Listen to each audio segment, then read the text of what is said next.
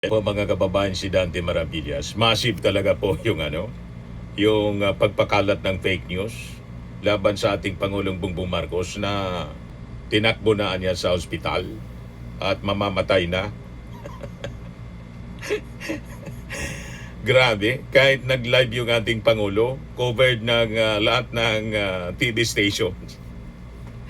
ABS-CBN, DCRH, DCMM, GMA, TV5, yung government station, sabay-sabay yung kanilang simulcast.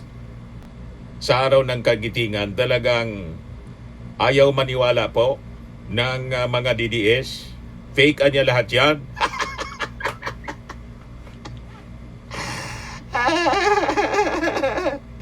Wala talaga po ito mga DDS na to. Puro kasinungalingan. Kahit pakitaan mo ng ebidensya, live, proof of life, mga kababayan, hindi talaga maniwala.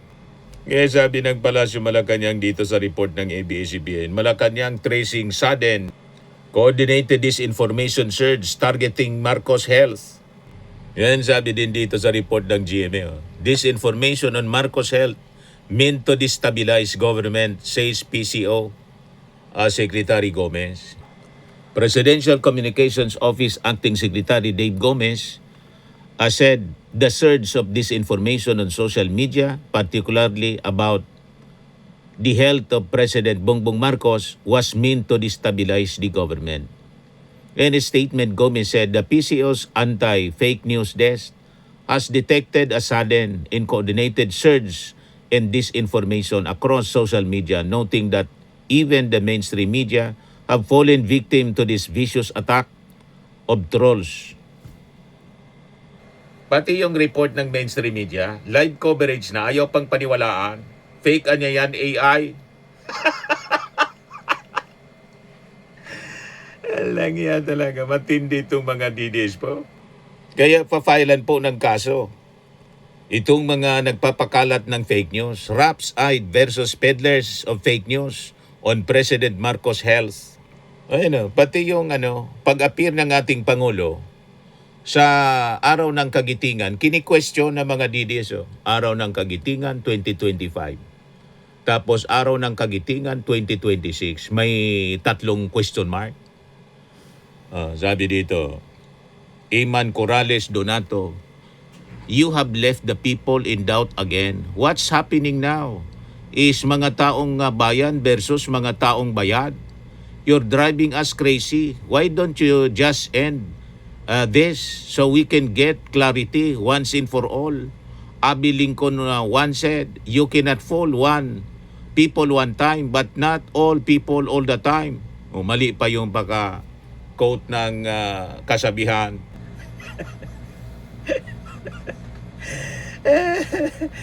You see, mga kababayan, pati yung quotation ng sinabi ni Lincoln, mali pa. Ang sinabi ni Lincoln po, you can fool some of the people some of the time. You can even fool all the people some of the time. But you cannot fool the people all of the time.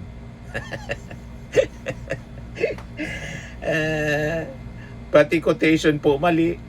Paano tayong maniniwala dito sa mga DDS na puro ka-fake news ang alam, mga kababayan? Ayan ang mga pinapakalat nila. Kini-question pati yung antipara ng Amerikano. Yan, Sir Jack, reaction yung sinyak ito, yung bungi. Ilang beses ko pinanood yung araw ng kagitingan 2025 at 2026. Haha! At isa ito sa napansin ko sa Kano. Bakit same yung eyeglasses niya? Baka favorite niya lang. Din halos may pagkakapariw talaga yung video ngayon. At sa nakaraang taon, itapos parang nakakaduda yung mga cut sa video ng 2026. Halos the same talaga siya nung 2025, mga boss.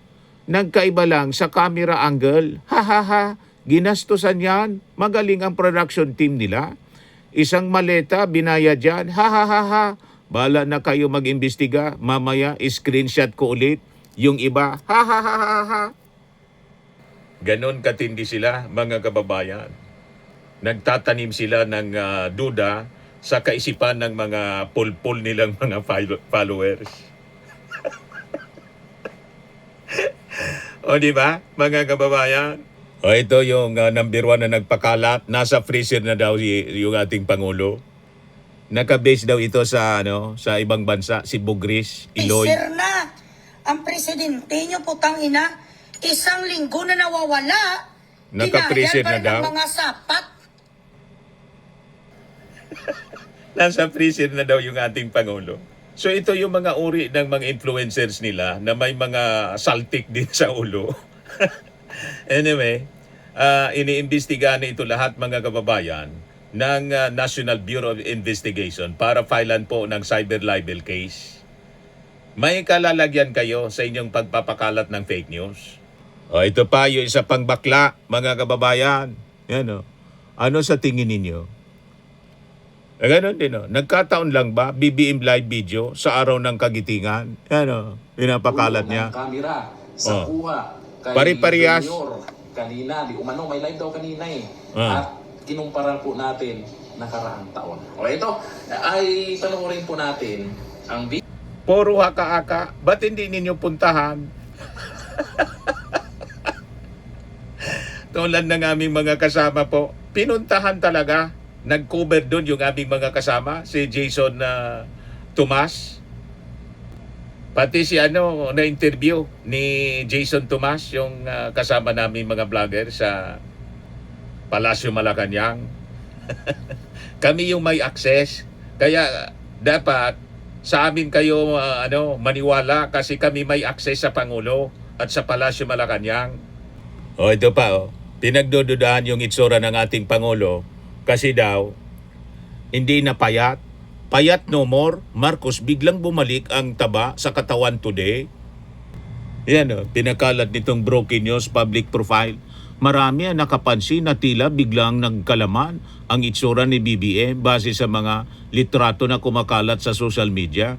Few days ago, itsura pang malnourished ang Pangulo, pero ngayon, sa litrato ng pinos ng media, nagkalaman na ito. Bakit ninyo tiningnan yung latest na interview ni Yossi Castro kay PBBM? Naka-recover na po kasi kumakain na ng tama. Noong una, binawalan ng doktor na kumain ng tama, sabaw lang, lugaw. Siyempre, mangangayayat. Diverticulitis. Ngayon, wala nang bawal sa kanya. Pero yung mga matataba, sabi ng ating Pangulo, umiiwas siya. Kaya naka-recover na yung kanyang katawan. Anong problema ninyo? Di ba? Ang gusto kasi ninyo, matigbak na yung ating Pangulo para iupo si Sara Duterte. Hindi mangyayari yon. Tama? Doon na lang kayo sa pangarap.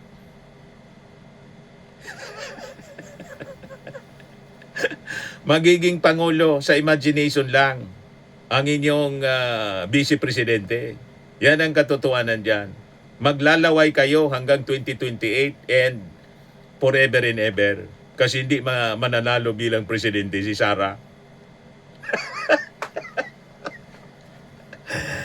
Lifetime kayo maglalaway.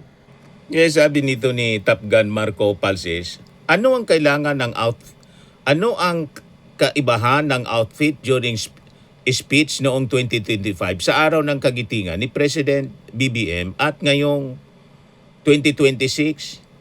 Ipipilit pa rin ba natin? Ito yung last year, 83rd anniversary of araw ng kagitingan. Ayan yung damit ng ating Pangulo. Medyo hindi masyado manilaw-nilaw siya.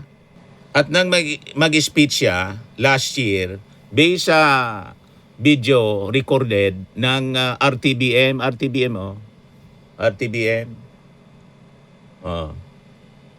83rd anniversary. Manilaw-nilaw yung damit niya, yung barong Tagalog. Ngayon, wala siyang antipara dyan. Dito may antipara siya. At yung kanyang barong Tagalog, medyo hindi manilaw, maputi siya. Yun ang pagkakaiba. Pilit ninyong linuloko ang mamamayang Filipino, pati sarili ninyo. Sarili ninyo, ninuloko ninyo. Para lang i-destabilize ang Marcos administration. Hindi kayo magtatagumpay sa inyong masasamang mitiin sa ating Pangulo. Fully recovered na yung ating Pangulong Bongbong Marcos. Yan o, proof of life. PBBM, proof of life sa araw ng kagitingan ngayon. Ayaw pa ring maniwala ni Jason Sao 22 hours ago. Bakit hindi makapag-live si BBM sa FB Sukmed in address the issues squarely? Kung gusto at buhay siya madali, pwede ito. Wala man po makakakumbinsi sa inyo kasi talagang intentional kayong ayaw maniwala kasi gusto ninyong paniwalaan yung kasinungalingan ninyo na pinapakalat. Hindi namin kayo kailangang kumbinsihin. O, di ba? O, ito yung usap-usapan sa 1PH mga kababayan. Mismong reporter ng 1PH mainstream media ang nagpatunay. Kasi pero legit na mga time ngayon kasi may mga times na 2 days, 3 days, hindi na sila nakikita. Yes. Pero yes. sumasagot yung dalawang pangulo na yun. Kapag wala sila or kapag hinahanap sila, sasagutin nila kung bakit. So tatanungin kita ngayon, Oo. Ayan ang reporter. nasaan ang pangulo? Kanina nasa Malacanang siya. Kita mo? Kasi, di ba, ngayon ibinigay ng Development, DBCC, Development Budget Coordination Committee. Nasa Diba, yung palasyo kanilang kahapon rekomendasyon to. kung ano yung dapat na gawin doon sa excise tax sa petrolyo. So, yan Yan, yung oh. meeting ng uplift. Yung Diba uplift binuo meeting, na crisis nandun yung management ating committee Pangulo. ng, Siya yung nag-preside mismo. Malacanang? Pinapalabas nila, kasabwat yung mainstream media, yung ABS-CBN. Paano maging kasabwat yung ABS-CBN GMA na mga anti-Marcos yan? Ay, naku mga taong ito. Malabo na maging kasabwat sa pag-cover up na alive and kicking yung ating Pangulong Bongbong Marcos. Di ba po? Ang daming meetings na inatenda ng ating Pangulong Bongbong Marcos. Ito yung minimin ng 1PH. Kasama si Energy Secretary Garin, yung uplift meeting. Yan o. 1 day ago. Ano sabi dyan, mga kababayan? We need to continue to provide relief to our people and keep the economy running, sabi ng ating Pangulong Bongbong Marcos. Reiterated Marcos as he presided over the uplift committee meeting today, kahapon po, to review DBCC recommendations on the excise tax on petroleum products and discuss measures to ensure oil supply stability, expand assistance to OFWs, and support the transport and food sectors amid rising oil prices. So, ano naman ito, mga kababayan, kahapon din ito. 20 hours ago kahapon, look, President Marcos expressed appreciation to Mexican businessman, philanthropist Victor Gonzalez Herrera for donating devotional images of Our Lady of Guadalupe. Yan ito, dinonate. Ito PISAC meeting. Nag-preside din yung ating Pangulo 18 hours ago sa ikaapat na private sector advisory council, education and jobs sector group meeting. Pinangunahan ng Pangulong Marcos ang pagtitiyak ng agarang suporta para sa mga umuwing OFW sa pamamagitan ng job matching, targeted upskilling at tulong sa pagninegosyo. Walang tigil sa pagtrabaho yung ating Pangulo. O ito naman, kausap niya yung mga yung mga madre at yung papal nuncio ng Pilipinas. Yan President Marcos joined leaders of the Catholic Church and members of the diplomatic community at the reception commemorating the 75th anniversary of diplomatic relations between the Philippines and Holy See, reaffirming long-standing partnership rooted in faith, shared values, in cooperation for common good. Held at the Ayuntamiento de Manila Intramuros, the milestone celebration highlighted more than 7 decades of engagement since the formal establishment of ties on April 8 kahapon. 1951 ito. Pero kahapon ginawa.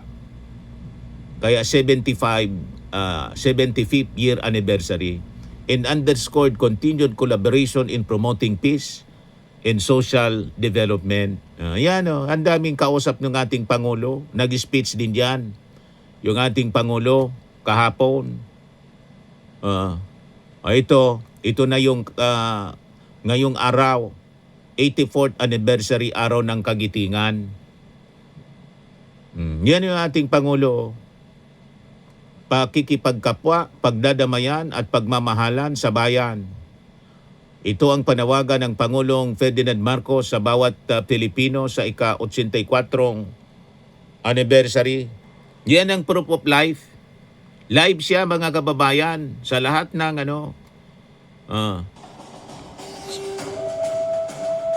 Ano pang gusto ninyo na proof?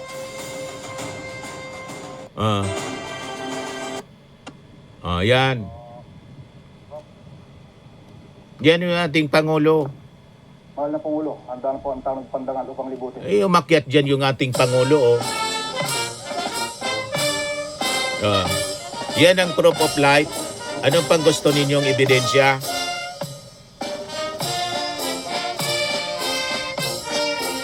Di ba, mga kababayan, napakakisig ng ating Pangulo.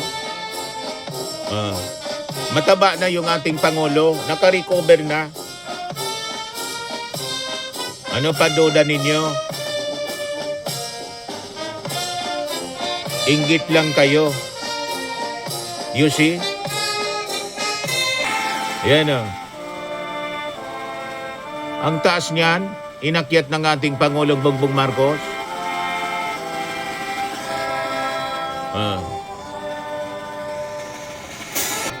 Ang tagal niyan, mga kababayan, yung okasyon. Association Incorporated and Prisca Angela Maureen L. Yan, mga Andanes, bisita, ang daming a mga student witnesses. of Upang Integrated School. Kasama si Larry Gadon. Nandyan din. Liberation of the Philippines. Ayan yung foreigner na sinasabing parehas daw yung parehas yung, siyempre, alangan man nagpalit yung foreigner ng antipara. Paborito sigurong antipara niya yan. Kaya yun pa rin. Pero yung ating Pangulo last year, hindi naka-antipara. Ngayon, may antipara na siya. Ito, magsasalita na yung ating Pangulo. Mataba na yung ating Pangulo. Naka-recover na kasi. Well, the guest of honor will now be introduced by Secretary Gilberto C. Chidoro Jr. Pakinggan natin of the yung Department of mensahe. National Defense. Mga kababayan, Ladies and iyakan gentlemen, kayo ngayon. the President of the Republic of the Philippines and Commander-in-Chief of the Armed Forces of the Philippines, His Excellency Ferdinand R. Marcos Jr.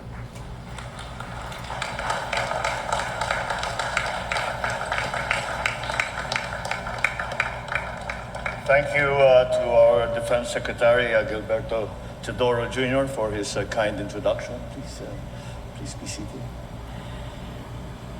His Excellency Archbishop Charles John Brown and the distinguished excellencies of the Diplomatic Corps, Japanese Ambassador to the Si Larry Philippines, Gadon His nandyan. Excellency Mamaya, Endo Kazuya, in-interview ni Jason Tomas. U.S. Embassy Kasama Charge namin. d'Affaires Robert Ewing, the honorable members of the cabinet who are here present, Province of Bataan Governor Jose Enrique Garcia III, Bataan 2nd District Representative Albert Raymond Garcia, and the other members of the House of Representatives, Municipal Mayor of Pilar, Carlos Pizarro, and other municipal mayors of Bataan present here, National Historical Commission of the Philippines Chairperson. Tumaba na yung Regalado ating Jose Pangulo. Jr., Naka-recover na siya. Philippine Veterans Affairs Office Administrator Reynaldo Mapago, the Bishop of the Diocese of Balanga, Most Reverend Rufino Sescon Jr., the honored veterans of World War II, my fellow workers in government, ladies and gentlemen, good morning. We gather here today to remember those who stood firm in the face of overwhelming adversity, as well as to reaffirm the values that they lived and that they died for. The values of courage, of dignity, and an unyielding love of country. The heroes of Bataan gave their all so that we and the generations that follow may inherit a nation that is free, sovereign, and worthy of their sacrifice. We also witnessed earlier the unveiling of the check marker for World War II to honor the Czech nationals who chose to stand with us in the defense of Bataan.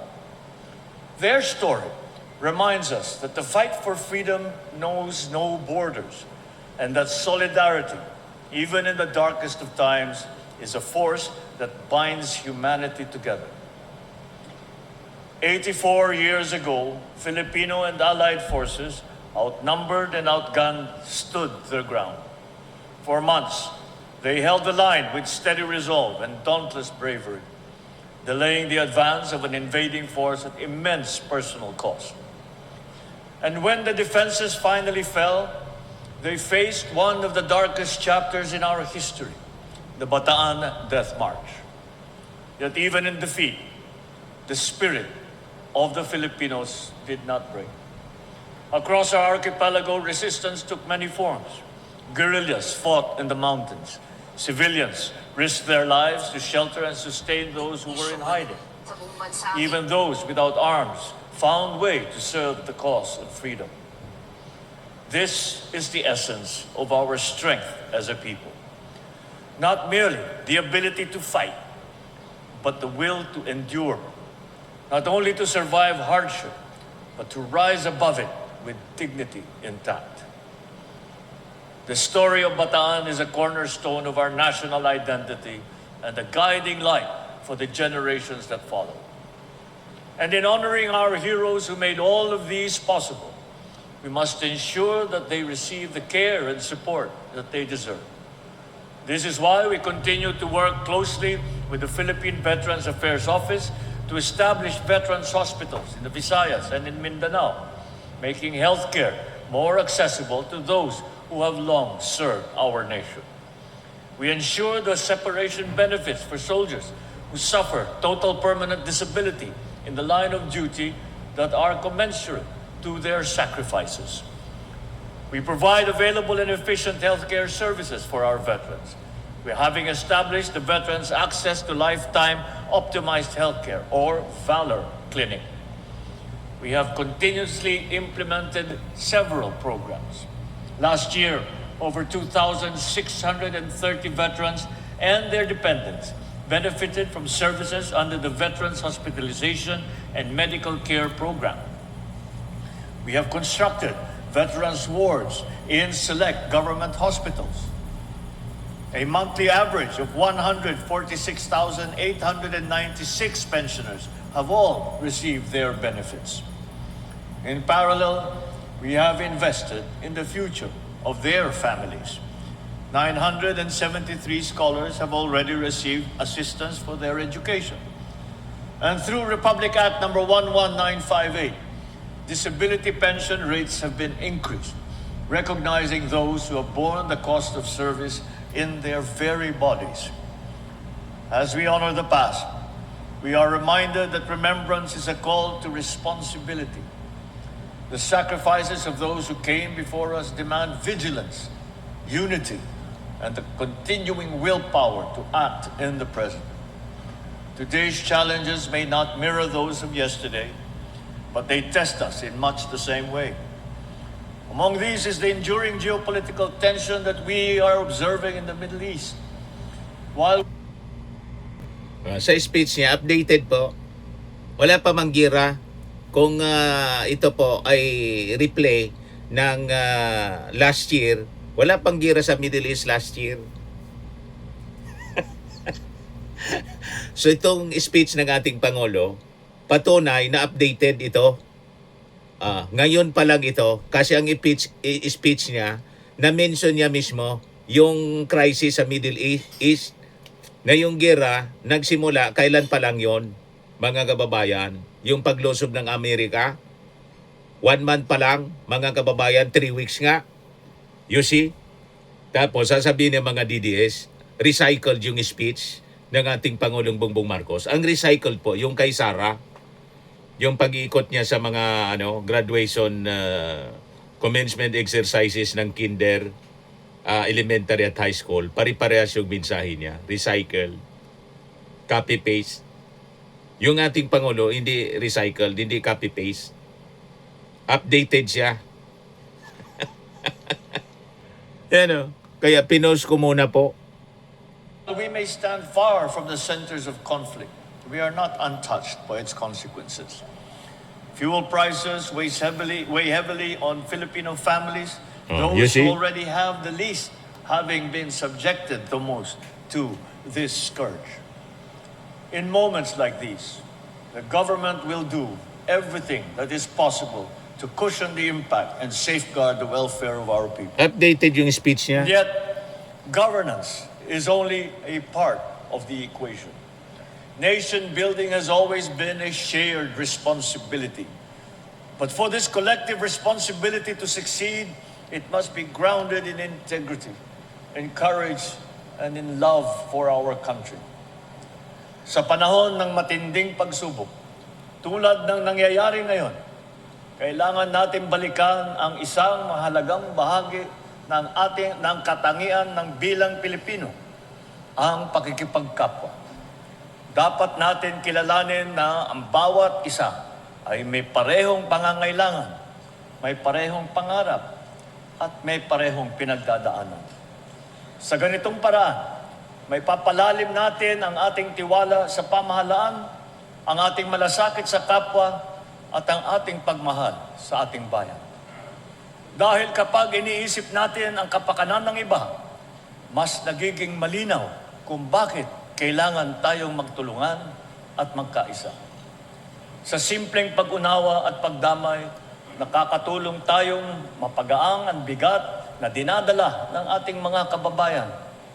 Ipinapaalala nila sa atin ang pag-uunlad ng bansa ay nakasalalay sa kung paano tayo nagsusumikap na humarap sa mga pagsubok at bumangon mula rito.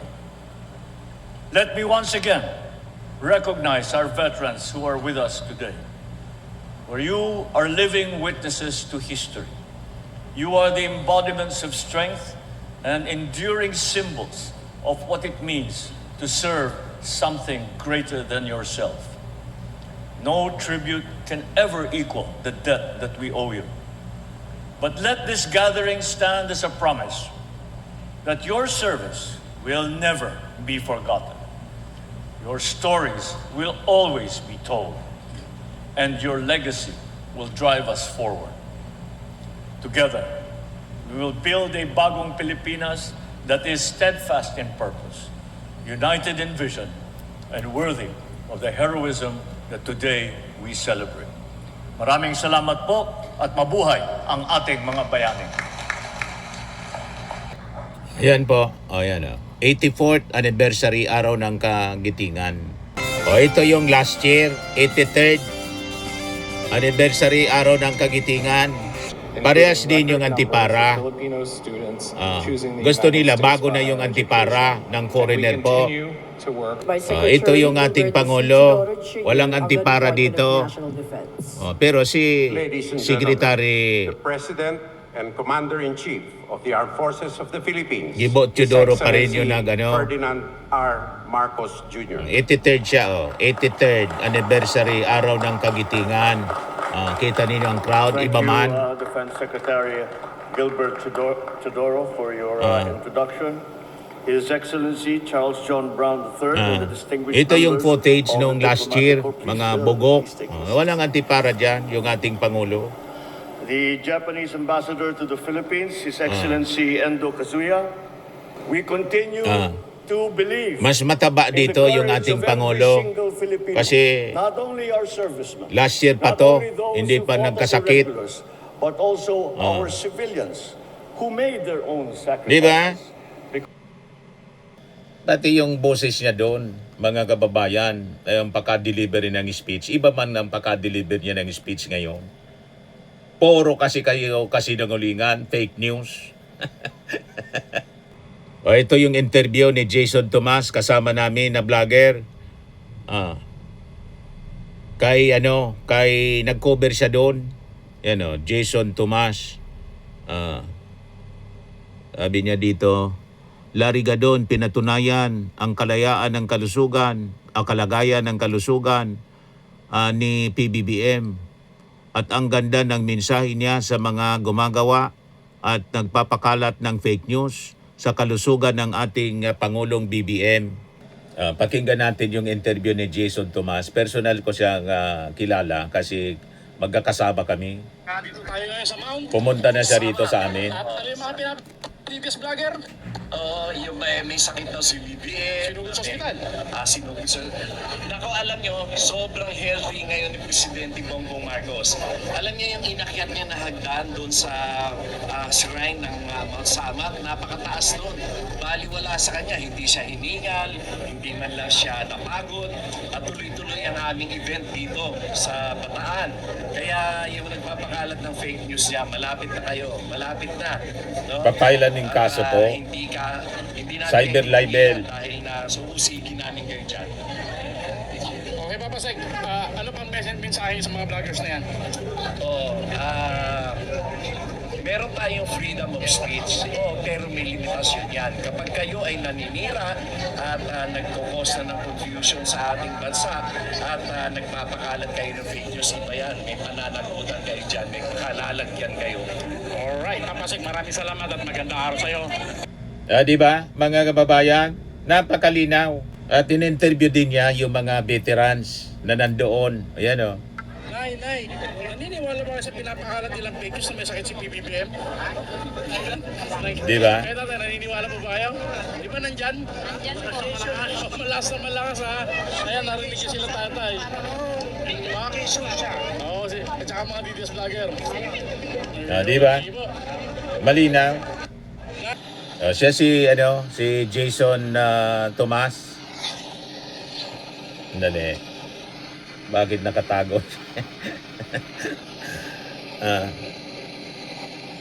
Ayan si Jason Tomas. Nakasama ko siya dito sa pumunta siya dito, bumisita yung pag-cover namin sa pagbisita ni PBBM sa Albay. Ano kayo ngayon? Umanda kayo mga fake news peddlers. Papailan kayo ng kaso ng Presidential Communications Office, ng NBI. Lahat na monitor na lahat, na document na lahat ninyong pinapakalat na fake news. Sumusobra kayo. This is now destabilization against the government of President Bongbong Marcos. Kasi ang gusto ninyo, iupo na si Sara in your dreams. Tama po mga kababayan? Sa mga naghanap ng malinis and spacious fitness gym, pumunta lang po kayo sa aming Colossal Fitness Gym. We also offer Grab Car Rental with our brand new 2023 model ng Toyota Innova. We also accept booking for those who are planning to travel via PAL, Cebu Pacific, and other airline companies, local and international, and bills payment for Meralco Bills, PLDT, Aleco Bills, etc. Ang Colossal Fitness Gym is located at 3rd floor Security Bank Building, Landco Business Park, Legazpi City, Albay. For inquiries, look for Chilon Maravillas. Contact number 0966-802-0949. Yan yung aming Innova. Lagi na pong matao sa amin. Pati mga foreigners po, tingnan ninyo. Mga British tourists sila. Ang lalaki ng katawan na, mga kababayan, nag-gym sa amin. Ito naman po, Indian National. Ito mga mga European sila. Ito naman yung bago naming product na binibenta online, Eye Glow Serum. Whitening po siya galing sa South Korea. Tingnan ninyo yung epekto sa aking anak na architect entrepreneur, Riz Maravillas. For inquiries, look for Riz Maravillas on FB. Ito naman po, Firmax Firming and Lifting Cream, pinapahid sa mga pulses and other affected area. Mainam po sa mga pains at paninigas ng mga kasukasuan. Ito po, Automax Radiant Serum. Sa mukha naman yung application. Anti-aging po siya. You will look 10 years younger than your age. Ito naman po yung bagong product naming binibenta online. I am worldwide amazing pure organic barley powdered drink mix from Australia. Mainam po ito sa mga cancer patient. Tingnan ninyo ito. Si Yulitan, Cancer-free na siya mga kababayan. Ovarian cancer survivor siya. Sabi niya, barley did not just save my life, it gave me a new life. In 2019, Yoli faced the fight of her life through surgery and harsh chemotherapy. I am worldwide amazing pure organic barley became her source of strength. It boosted her immune system when she needed it most and gave her the energy to keep going. 100% organic siya, immune system booster, trusted by survivors. For your inquiries and orders, dumiretso na lang po kayo sa aking anak na architect entrepreneur Riz Maravillas. Sa mga mahilig naman po sa mga imported bags and wallets, dumiretso na lang kayo kay Ma'am Eileen Rosales, Eileen Closet. Nakabase siya po sa Amerika. Ito yung kanyang online selling. Every Sunday, 7 o'clock in the evening, Philippine time. Pwede kayong manood sa kanya at mag-order online. Sa mga mahilig naman po, magpa-spa, try ninyo po dito sa Pamper City, the Medical Aesthetics and Wellness Center. Matatagpuan sa Isiana City, Parañaque City, Metro Manila. Pamper City by OMG, your luxury escape.